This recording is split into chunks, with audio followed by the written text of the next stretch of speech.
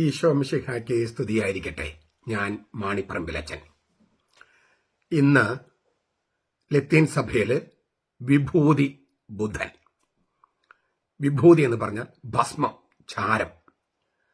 ചാരം പൂശുകയാണോ അതോ ചാരം കൊണ്ട് കുരിശ് വരയ്ക്കുകയാണോ? യേശുവിൽ വിശ്വസിച്ചാൽ മതി, ഈ വക ഏർപ്പാടൊന്നും വേണ്ട എന്ന് ചിലർ പറയുന്നത് ശരിയോ? ചാരം പൂശാൻ യേശു പറഞ്ഞിട്ടുണ്ടോ? ചാക്കുടുക്കാൻ യേശു പറഞ്ഞിട്ടുണ്ടോ? എന്താണ് ഇതുകൊണ്ട് ഉദ്ദേശിക്കുന്നത്? മനുഷ്യ നീ മണ്ണാകുന്നു എന്ന് പറഞ്ഞിട്ടല്ലേ ചാരം പൂശുന്നത്? അതൊരു നെഗറ്റീവായിട്ടുള്ള ഒരു ചിന്തയല്ലേ? പഴയ നിയമത്തിൽ ഇതിന് പൂർവ്വ മാതൃകകളുണ്ടോ? എന്താണ് ഇതിന്റെ ദൈവശാസ്ത്രം? എന്തുകൊണ്ടാണ് സീറോ മലബാർ സഭയില് ഈ വിഭൂതി തിങ്കളാഴ്ച ആചരിക്കുന്നത്? അപ്പോൾ അവർ തിങ്കളാഴ്ച ആചരിക്കുമ്പോൾ അവർക്ക് നോമ്പ് ദിവസങ്ങൾ 42 അല്ലേ, 40 അല്ലല്ലോ? അത് ബൈബിൾ അനുസരിച്ച് അത്ര ശരിയാണോ? ഇങ്ങനെ നിരവധിയായ ചോദ്യങ്ങൾ കഴിഞ്ഞ ദിവസം ഞാൻ വിഭൂതി തിങ്കള്, നിർമ്മല തിങ്കൾ എന്ന് പറഞ്ഞിട്ടുള്ള അതുമായിട്ട് ബന്ധപ്പെട്ട് ഞാൻ വീഡിയോ ഇട്ടപ്പോൾ ഇങ്ങനെ ചില സംശയങ്ങളെല്ലാം ചോദിക്കുകയുണ്ടായി.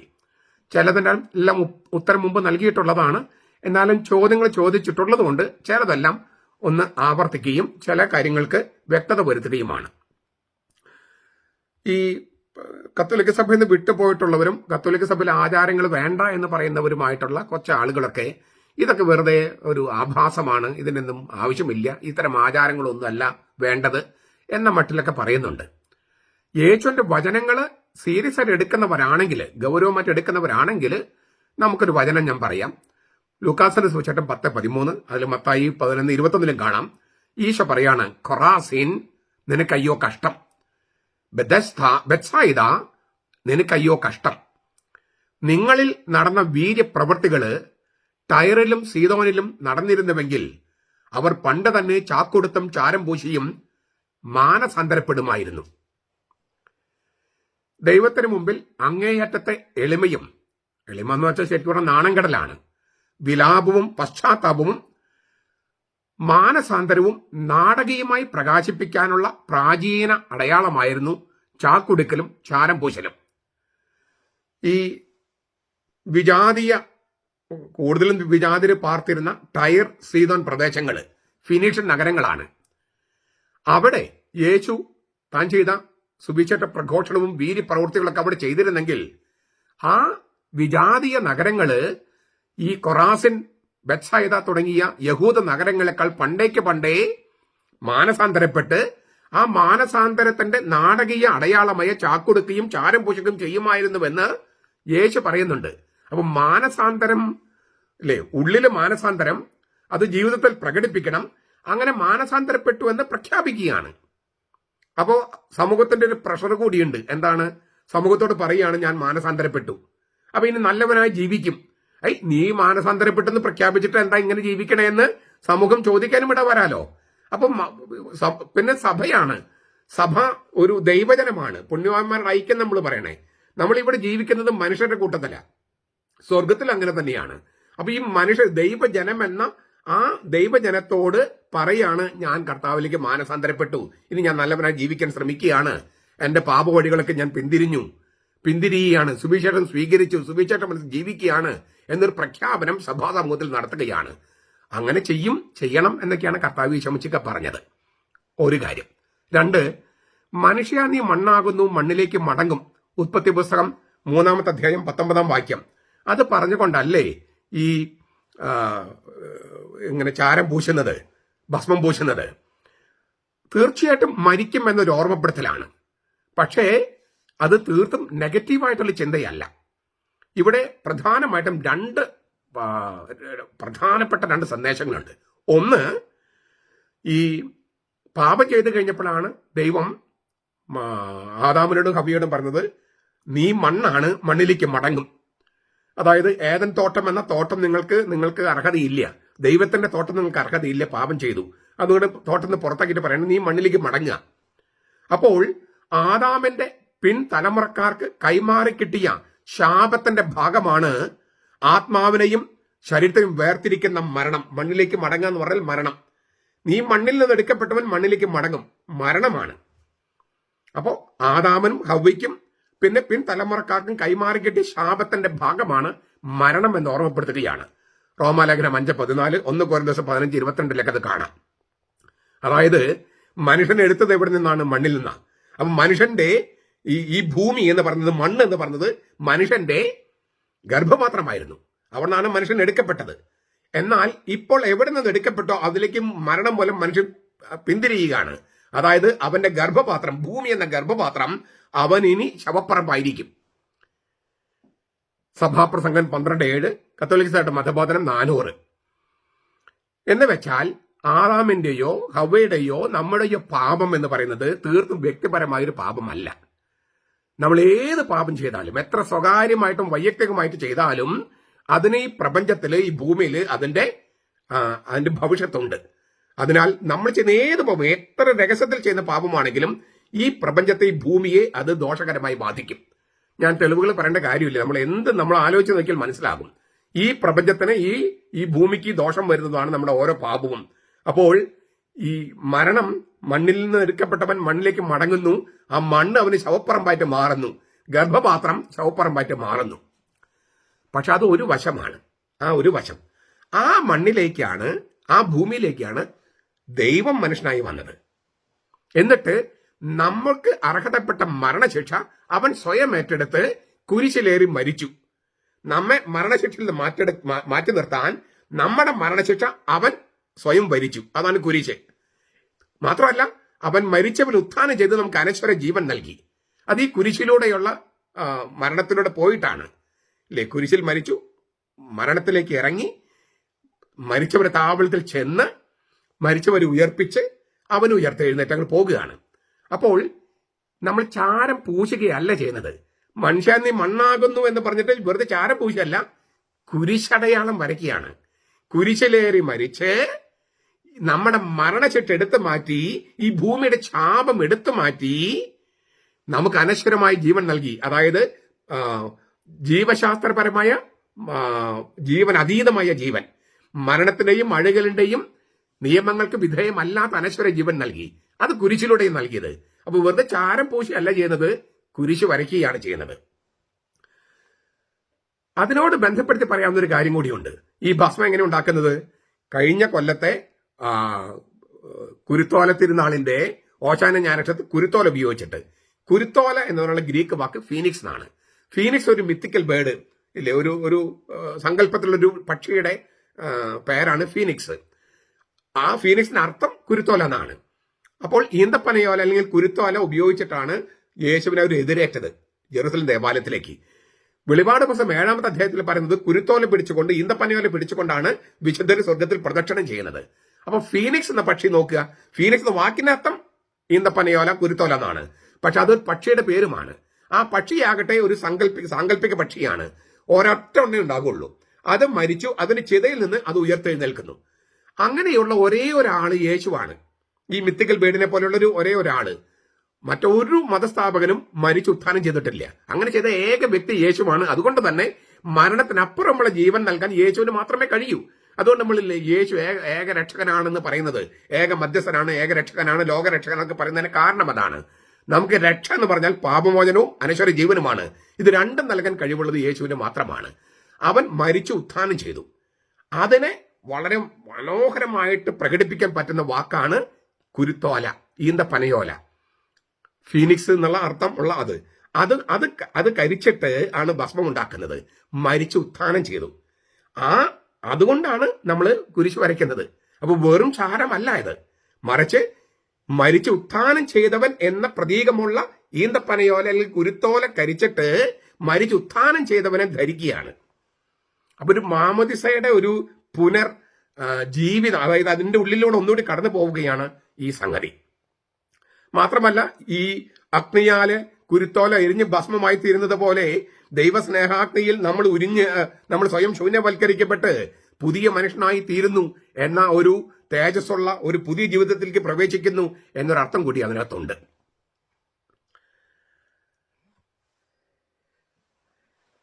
ഈ പഴയ നിയമത്തിൽ ഇതിന് ഒരുപാട് പൂർവ്വ മാതൃകകളുണ്ട്. ഈ ചാരം പൂശുന്നതും ചാക്കിലിരിക്കുന്നതും. ഇയോബ് പഴയ നിയമത്തിൽ ഇയോബിന്റെ പുസ്തകത്തിൽ ഇയോബ് ചാരത്തിലിരുന്നു എന്ന് പറയുന്നുണ്ട്. അതായത് മറ്റുള്ളവരുമായുള്ള സമ്പർക്കം വേണ്ടെന്ന് വെച്ചു. പൊതുസമൂഹത്തിൽ മാറി താമസിക്കുകയാണ്. ഈ ഗ്രാമങ്ങളിലും പട്ടണങ്ങളിലും ചപ്പുചവറുകൾ കൂട്ടിയിടുന്ന സ്ഥലത്തുണ്ടായിരുന്നു. അവിടെയാണ് ഇപ്പൊ ഇയോബ് ഇരിക്കുന്നത്. അതിനുമുമ്പ് ഓർക്കണം, അതൊക്കെ ആ ഗ്രാമത്തിന്റെ തലവനായിരുന്നു, ഗോത്ര തലവനായിരുന്നു, ജഡ്ജിയായിരുന്നു, അതിസമ്പന്നനായിരുന്നു. ഇപ്പൊ അയാൾക്ക് വർണ്ണിക്കാൻ പറ്റാത്തൊരു മാനസികാവസ്ഥയിലാണ്. മക്കൾ നഷ്ടപ്പെട്ടു, സമ്പത്ത് നഷ്ടപ്പെട്ടു, എല്ലാം നഷ്ടപ്പെട്ടു.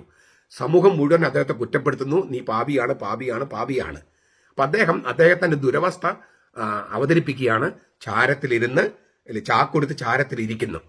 ഞാൻ പൊടിയും ചാരവുമാണ് എന്ന് അദ്ദേഹം പ്രഖ്യാപിക്കുകയാണ്. ഇയ്യോബിന്റെ പുസ്തകം 42:6. അതായത് ഞാൻ ഒന്നുമല്ല, ഞാൻ ദൈവത്തിന് മുമ്പിൽ ഒന്നുമല്ല, വാസ്തവത്തിൽ പൊടിയും ചാരവുമാണ്. അങ്ങനെ പൊടിയും ചാരവുമായി ഞാൻ 42:6 ദൈവത്തെ വെല്ലുവിളിച്ചു. അതായത് എനിക്കറിയാം ദൈവം എന്തെന്ന് എനിക്കറിയാം എന്ന് വെല്ലുവിളിച്ചിട്ടുണ്ട്. ദൈവത്തെക്കുറിച്ചും അവന്റെ മാർഗങ്ങളെക്കുറിച്ചും അറിയാമെന്ന ഭാവത്തോട് സംസാരിച്ചതിനാണ് ഈ പശ്ചാത്താപം. 42:6 ഇയ്യോബിന്റെ പുസ്തകം. പാപം ചെയ്തതിന്റെ പശ്ചാത്താപമല്ല, മറിച്ച് പൊടിയും ചാരവുമായി ഞാൻ ദൈവം ഇങ്ങനെയാണ് പെരുമാറേണ്ടത്, ദൈവം അങ്ങനെയാണ് പെരുമാറേണ്ടത് എന്നൊക്കെ പറഞ്ഞു. അത് ചെയ്തത് ശരിയല്ല. ഇപ്പൊ ഞാൻ ഇന്നലെ മിനിഞ്ഞാന്നൊക്കെ എൻ്റെ ഈ വീഡിയോയുടെ കമന്റിൽ, യൂട്യൂബ് ചാനലിന്റെ കമന്റ് നോക്കുക. അപ്പൊ ദൈവം ഇങ്ങനെ ചെയ്യേണ്ടതല്ലേ, അങ്ങനെ ചെയ്യേണ്ടതല്ലേ, തള്ളി മറിക്കല്ലേ, പിന്നെ എന്താണ് മതത്തെ വെള്ളപൂശാൻ നടക്കരുത്, ദൈവത്തെ വെള്ളപൂശാൻ നടക്കരുത് എന്നെല്ലാം പറഞ്ഞ കമന്റുകൾ.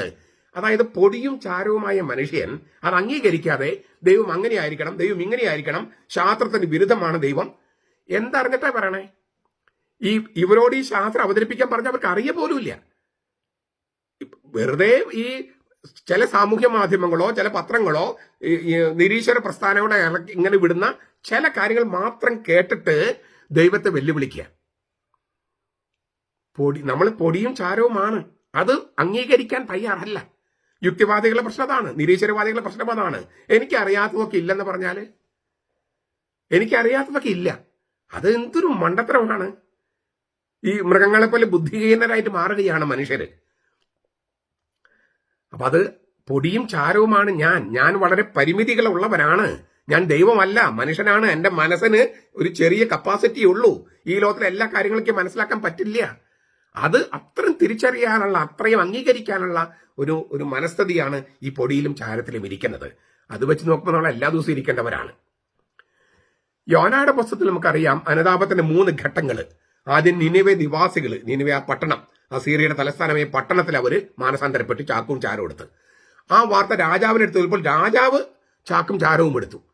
വിജാതീയ രാജാവ്. തീർന്നില്ല, രാജ്യം മുഴുവൻ, മൃഗങ്ങളും പക്ഷികളും സകലരും ഈ ചാക്കും ചാരവും എടുത്ത് ഉപവാസമെടുത്ത് പശ്ചാത്തപിക്കണമെന്നും അപ്പോൾ ദൈവത്തിന്റെ മനസ്സ് തിരിയില്ലെന്ന് ആര് പറഞ്ഞു എന്ന് പറഞ്ഞിട്ട് ഒരു വിളംബരം ചെയ്തു.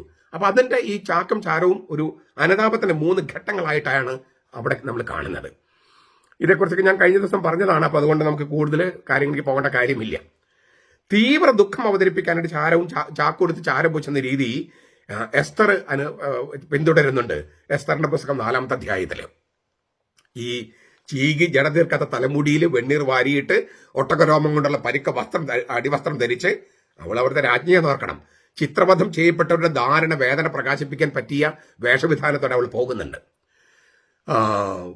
2 ശമൂവേൽ 13-19 ഈ ദാവീദിന്റെ മക്കൾ 3 മക്കളുടെ കഥ പറയുന്നുണ്ട്. അബ്ശലോമും താമാറും ഒരു ഭാര്യയിലുണ്ടായത്, മറ്റൊരു ഭാര്യയിലുണ്ടായത് അമ്നോൻ, ദാവീദിന്റെ ആദ്യജാതനാണ്. അന്ന് ഈ സ്റ്റെപ്പ് ബ്രദറും സ്റ്റെപ്പ് സിസ്റ്ററും തമ്മിലൊക്കെ കല്യാണം പതിവുണ്ടായിരുന്നു അക്കാലത്ത്. പക്ഷേ ഈ അമ്നോന് താമാറിന്റെ കല്യാണം കഴിക്കാൻ താല്പര്യമില്ല, പക്ഷെ അവളുമായിട്ട് ലൈംഗികമായിട്ട് ബന്ധപ്പെടാൻ താല്പര്യം. അവൾ സമ്മതിച്ചില്ല. ഒരു ദിവസം ബലാത്കാരമായിട്ട് അവൻ അവളെ ബലാത്സംഗം ചെയ്തു. അത് കഴിഞ്ഞിട്ട് അവൾ അപ്പോൾ പറയണ ഇപ്പോഴെങ്കിലും നീ എന്നെ കല്യാണം കഴിക്കുന്നു പറയുമ്പോൾ അവന്റെ ബോഡി ഗാർഡ്സിനൊക്കെ വിളിച്ച് ഇവളെ പുറത്താക്കി. അപ്പൊ ഒരു വല്ലാത്ത ദുരവസ്ഥയിലാണ് പെട്ടുപോകുന്നത് ഈ താമാർ. അവളുടെ ആ ദുരവസ്ഥ അവതരിപ്പിക്കാനായിട്ട് അവള് തലയിൽ ചാരം പൂശി വസ്ത്രം കീറി മുഖം കൈകൾ കൊണ്ട് മറച്ച് വിലപിച്ച് ദാവീദിന്റെ അടുത്ത് പോയി അവതരിപ്പിക്കുന്നുണ്ട് തന്റെ ദുരവസ്ഥ. അപ്പൊ ഇതെല്ലാം അവതരിപ്പിക്കുന്നു. അപ്പൊ നമ്മള് പാപികളാണ്, പാപം ചെയ്തവരാണ്, മറ്റുള്ളവരുടെ നിർബന്ധത്തിന് വഴങ്ങി പാപം ചെയ്തു പോയിട്ടുണ്ട്, മറ്റുള്ളവരെ നമ്മൾ ആക്രമിച്ചിട്ടുണ്ട്. ഇതെല്ലാം അവതരിപ്പിക്കുന്ന ഒരു സംഗതിയാണ് ഈ ചാക്കുരുത്ത് ചാരം പൂശുന്നത്. ഇപ്പം പഴയ നിയമത്തിലും ഒരുപാട് തിരുവചനങ്ങൾ ഉണ്ടെന്ന് ബോധ്യപ്പെടുത്താൻ വേണ്ടി പറഞ്ഞത്. ഇപ്പം ഇനി ഒരു പ്രശ്നമുള്ളത്, ഇപ്പോൾ ലത്തീൻ സഭയിൽ വിഭൂതി ബുധനാഴ്ചയാണ് തുടങ്ങുന്നത്. അടുത്ത ഞായറാഴ്ച മുതൽ ഉയർപ്പ് വരെ 6 ആഴ്ചകളാണുള്ളത്. അപ്പോൾ 6 ആഴ്ചകളിൽ ഞായറാഴ്ചകൾ നോമ്പിന് ഉപവാസം ദിനമായിട്ട് കണക്കാക്കില്ല.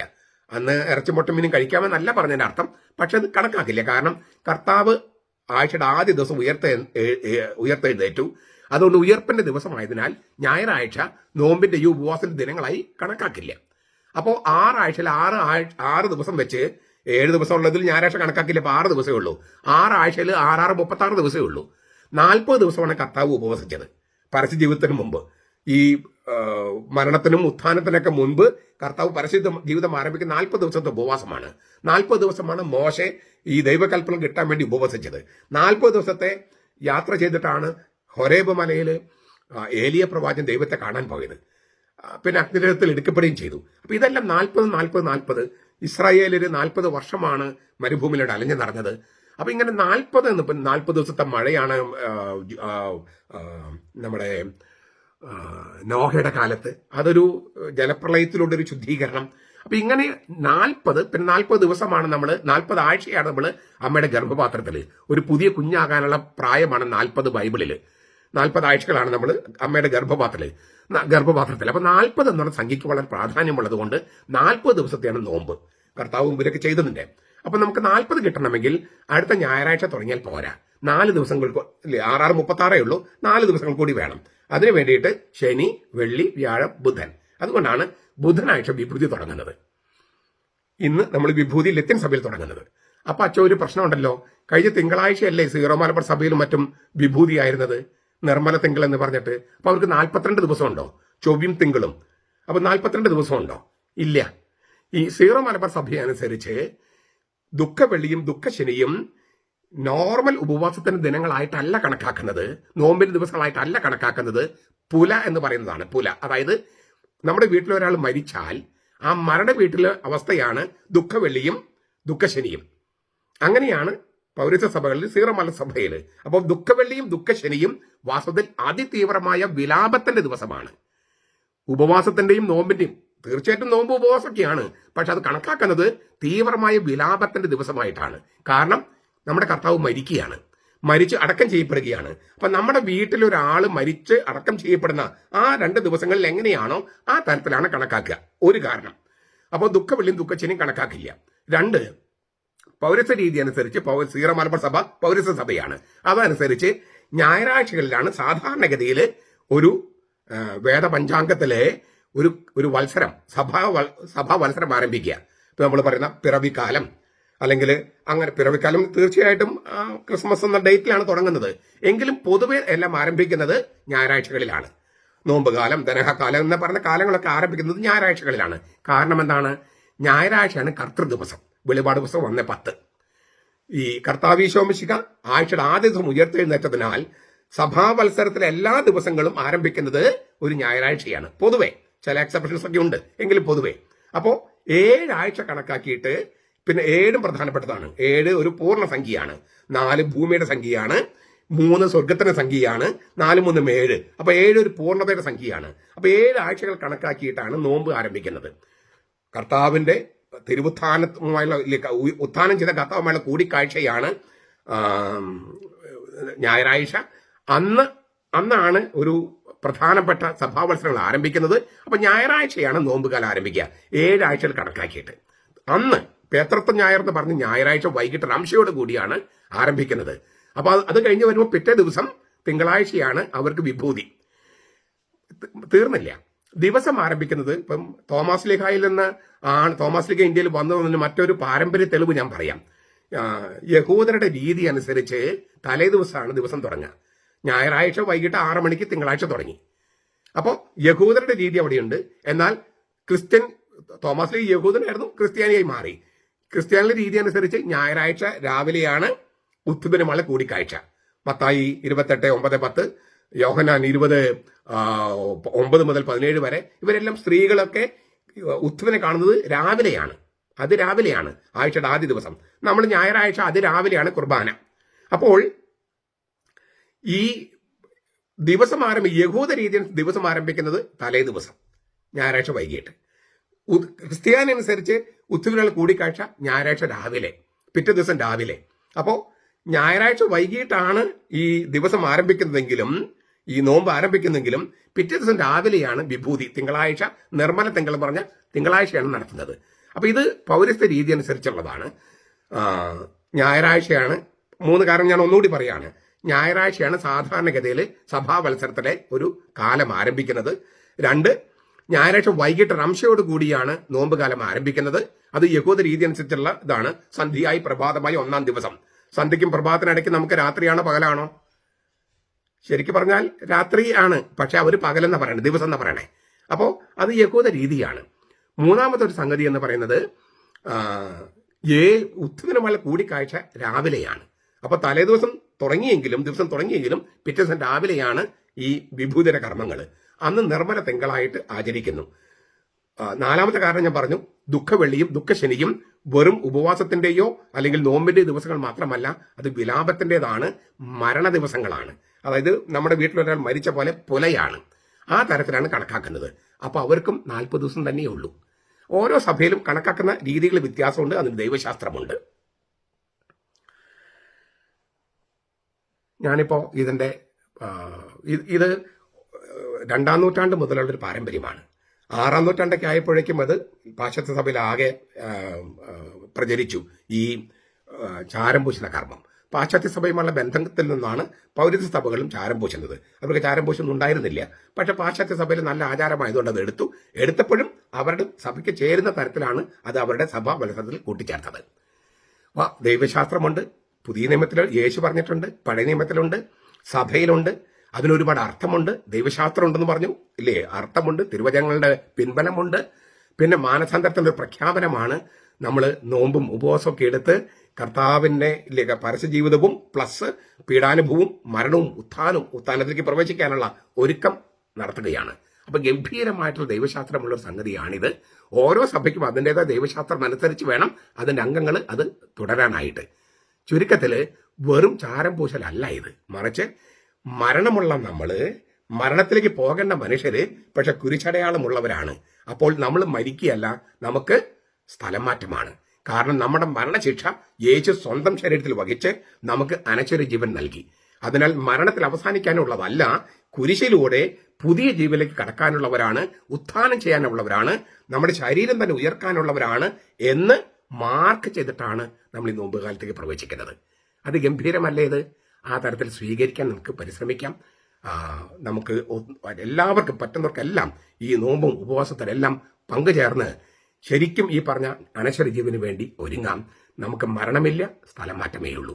നമ്മുടെ കർത്താവ് ഈശോ മിശിഹായുടെ കൃപയും പിതാവായ ദൈവത്തിന്റെ സ്നേഹവും പരിശുദ്ധാത്മാവിന്റെ സഹവാസവും നാം എല്ലാവരോടും കൂടി ഉണ്ടായിരിക്കട്ടെ, ഇപ്പോഴും എപ്പോഴും എന്നേക്കും. ആമേൻ.